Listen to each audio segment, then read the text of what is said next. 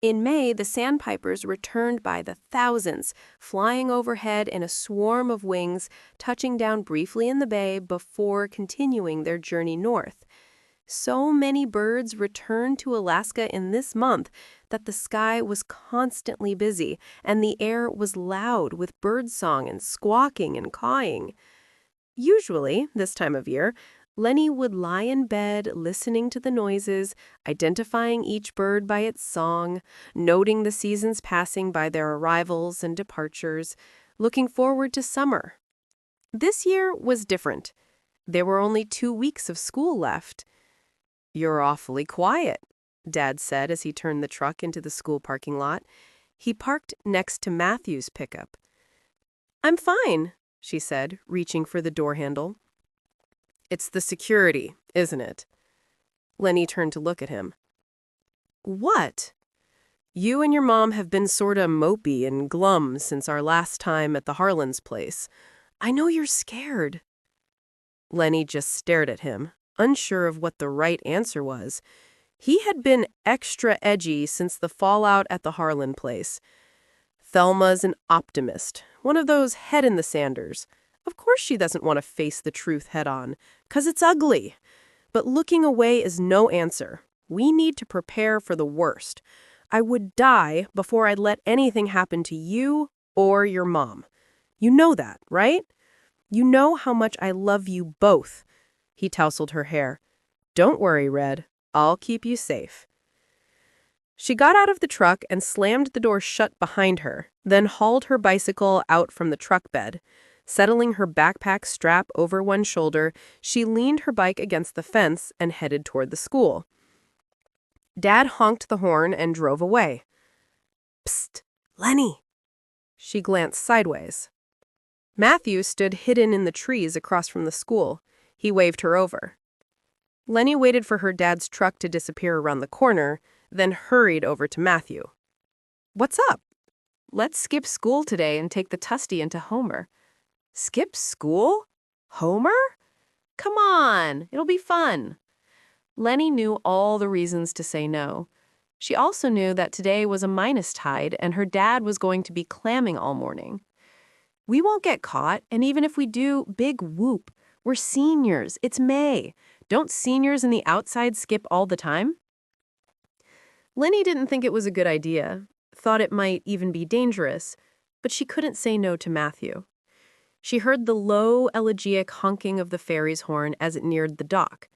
Matthew reached out for Lenny's hand, and the next thing she knew, they were running out of the school's parking lot and up the hill, past the old church, and out onto the waiting ferry. Lenny stood on the deck, holding onto the railing as the boat eased away from land. All summer, the trusty Tustamina hauled Alaskans around. Fishermen, adventurers, laborers, tourists, even high school sports teams. The hull was full of cars and supplies, construction equipment, tractors, backhoes, steel beams. To the few hardy tourists who used the boat as a blue-collar cruise to remote destinations, the ferry crossing was a pretty way to spend the day. To locals, this was simply the way to town. Lenny had ridden this ferry hundreds of times in her life, but never had she felt the sense of freedom on it that she felt now. Or possibility, as if maybe this old ship could sail her right into a brand new future. Wind ruffled her hair. Gulls and shorebirds squawked overhead, wheeling and diving, floating on tufts of wind. The seawater was flat and green, only a few motor ripples on the surface. Matthew moved in behind her, put his arms around her, and held onto the railing. She couldn't help leaning back into him, letting his body warm her. "I can't believe we're doing this," she said. For once, she felt like an ordinary teenager. This was as close as she and Matthew could get to that, to being the kind of kids who went to the movies on a Saturday night and went for milkshakes at the A&W afterward. "I got into the university in Anchorage. I'll be playing hockey for their team." Lenny turned. With him still holding onto the railing, it meant she was in his arms. Her hair whipped across her face. "Come with me," he said. It was like a beautiful flower, that idea. It bloomed and then died in her hand. Life was different for Matthew. He was talented and wealthy. Mr. Walker wanted his son to go to college. We can't afford it. And they need me to work the homestead anyway. There are scholarships. I can't leave, she said quietly. I know your dad is weird, but why can't you leave? It's not him I can't leave, Lenny said. It's my mama. She needs me. She's a grown-up. Lenny couldn't say the words that would explain it. He would never understand why Lenny sometimes believed she was the only thing keeping her mother alive. Matthew pulled her into his arms, held her. She wondered if he could feel the way she was trembling. "Geez, Len," he whispered into her hair. Had he meant that? To shorten her name? To claim it somehow as something new in his hands? I would if I could. After that, they fell silent. She thought about how different their worlds were, and it showed her how big the world was outside. They were just two kids among millions. When the boat docked in Homer, they disembarked with a throng of people. Holding hands, they lost themselves among the crowd of bright-eyed tourists and drably dressed locals. They ate halibut and chips at the restaurant's deck at the tip of the spit, tossing salty, greasy fries to the birds waiting nearby. Matthew bought Lenny a photo album at a souvenir shop that sold Alaska-themed Christmas ornaments and T-shirts that said things like, "Don't moose with me," and "Got crabs?" They talked about nothing and everything, inconsequential things. The beauty of Alaska, the craziness of the tide, the clog of cars and people on the spit. Lenny took a picture of Matthew in front of the Salty Dog Saloon. 100 years ago, it had been the post office and grocery store for this out-of-the-way spot that even Alaskans called Land's End. Now the old girl was a dark, twisty tavern where locals rubbed elbows with tourists and the walls were decorated in memorabilia. Matthew wrote "Lenny and Matthew" on a dollar bill and pinned it to the wall, where it was immediately lost among the thousands of bills and scraps of paper around it. It was the single best day of Lenny's life, so much so that when it ended and they were on a water taxi, seated on a bench in the aft, heading for Connect, she had to battle a wave of sadness. On the Tusty and in town, they'd been two kids in a crowd. Now it was just them and the water taxi captain and a lot of water around them. "I wish we didn't have to go back," she said. He put an arm around her, pulled her close. The boat rose and fell with the waves, unsteadying them. "Let's run away," he said. She laughed. "No, really.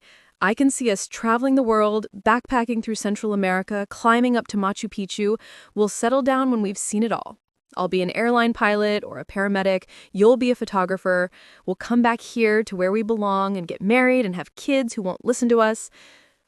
Lenny knew he was just playing around, daydreaming. But his words sparked a deep yearning in her, one she'd never known existed. She had to force herself to smile, to play along as if this hadn't struck her in the heart. "I'm a photographer, huh? I like the idea of that. I think I'll wear makeup and high heels to pick up my Pulitzer. Maybe I'll order a martini. But I don't know about kids." "Kids, definitely. I want a daughter with red hair. I'll teach her to skip rocks and hook a king salmon." Lenny didn't answer. It was such a silly conversation. How could it break her heart? He should know better than to dream so big and to give voice to those dreams. He had lost his mother, and she had a dangerous father. Families and the future were fragile. The water taxi slowed, drifted sideways into the dock. Matthew jumped off and looped a line around a metal cleat. Lenny stepped out onto the dock as Matthew tossed the line back on board. "We're home," he said. Lenny stared up at the buildings perched on barnacled, muddy stilts above the water. Home. Back to real life. At work the next afternoon, Lenny made one mistake after another. She mismarked the boxes of 3-penny nails and put them in the wrong place, and then stood there staring at her mistake, thinking, could I go to college? Was it possible? "Go home," Large Marge said, coming up behind her. Your mind is somewhere else today. I'm fine, Lenny said. No, you're not. She gave Lenny a knowing look. I saw you and Matthew walking through town yesterday. You're playing with fire, kid. What do you mean? You know what I mean. Do you want to talk about it? There's nothing to talk about. You must think I was born yesterday. Be careful, that's all I'll say. Lenny didn't even respond. Words were beyond her, as was logical thought. She left the store and retrieved her bicycle and rode home. Once there, she fed the animals, carted water from the spring they'd dug a few years ago, and opened the cabin door. Her mind was so overrun by thoughts and emotions that honestly, the next thing she knew, she was in the kitchen with her mama, but she had no memory of getting there. Mama was kneading bread dough. She looked up as the door banged shut, her floury hands lifting from the mound of dough. "What's wrong?" "Why do you say that?" Lenny asked, but she knew. She was close to tears, although why, she wasn't sure. All she knew was that Matthew had pulled her world out of shape. He had altered her view of things, opened her up. Suddenly, all she could think about was the end of school and him going away to college without her. "Lenny?" Mama wiped her floury hands on a wash rag and tossed it aside. "You look broken-hearted." Before Lenny could answer, she heard a vehicle drive up. She saw a shiny white pickup truck pull into the yard. The Walker truck. Oh no. Lenny ran for the cabin door, flung it open. Matthew stepped out of the truck, into their yard. Lenny crossed the deck, rushed down the steps. "You shouldn't have come here. You were so quiet at school today, and then you ran off to work. I thought, did I do something wrong?" Lenny was happy to see him, and scared that he was here. It felt to her like all she did was say no and goodbye to him, and she wanted so much to say yes. Dad came around from the side of the cabin, holding an axe. He was flushed with exertion, damp with sweat. He saw Matthew and came to a sudden stop. "You aren't welcome on this land, Matthew Walker. If you and your dad want to pollute your own place, apparently I can't stop you. But you stay off my land, and you stay away from my daughter. You understand? You Walkers are a blight on our landscape, with your saloon upgrades, and your hotel, and your damn adventure lodge plans. You'll ruin Connect, turn it into goddamn Disneyland." Matthew frowned. "Did you say Disneyland? Get the hell out of here before I decide you're trespassing and shoot you." "I'm going." Matthew didn't sound scared at all, but that was impossible. He was a kid being threatened by a man holding an axe.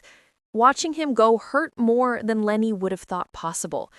She turned away from her father and went into the house and just stood there, staring at nothing, missing Matthew in a way that pushed everything else away. Mama came in a moment later. She crossed the room, opened her arms, saying, "Oh, baby girl."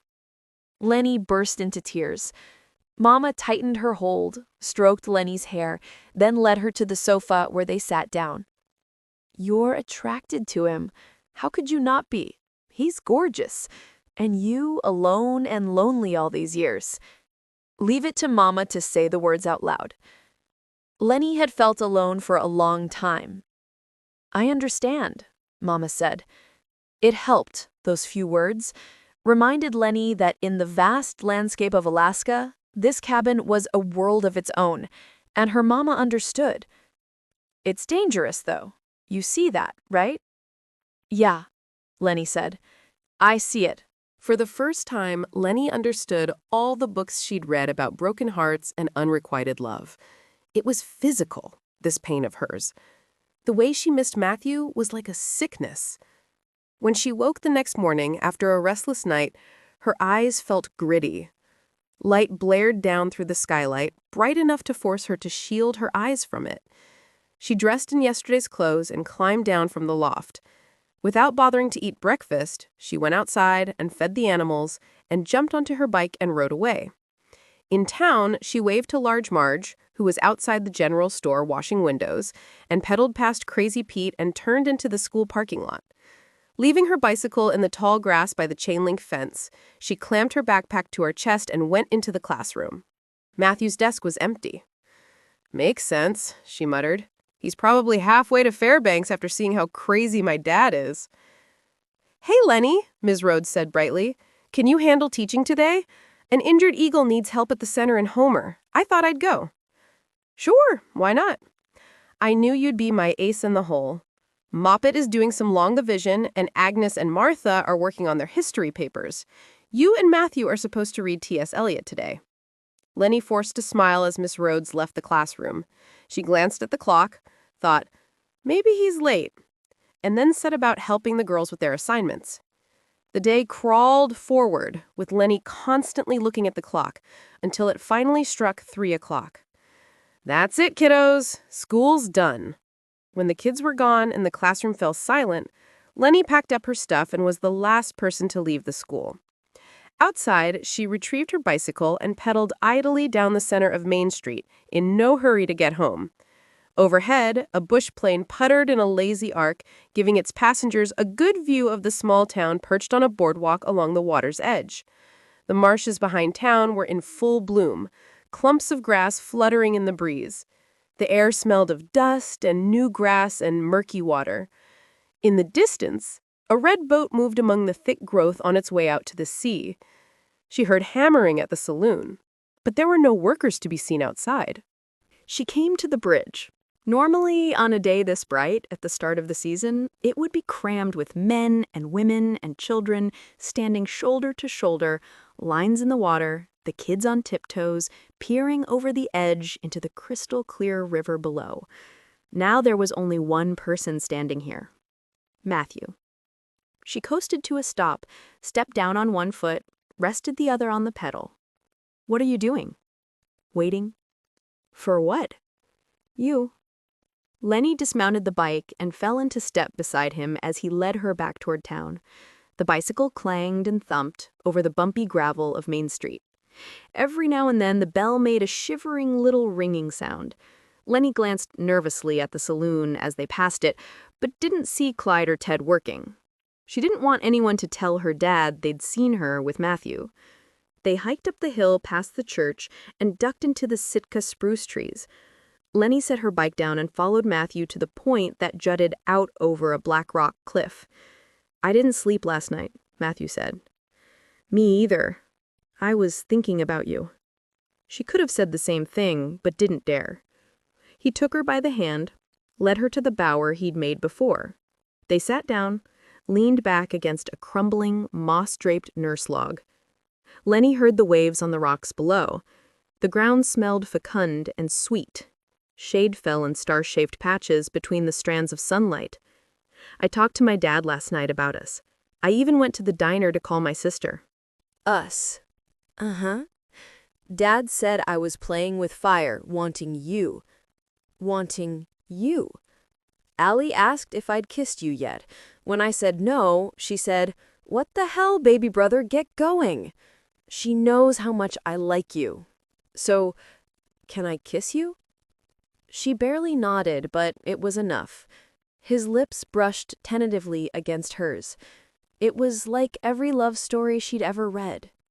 This first kiss changed her, opened her up to a world she'd never imagined. A big, bright, shining universe full of unexpected possibilities. When he drew back, Lenny stared at him.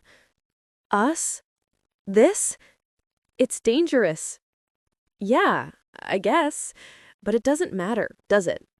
"No," Lenny said quietly.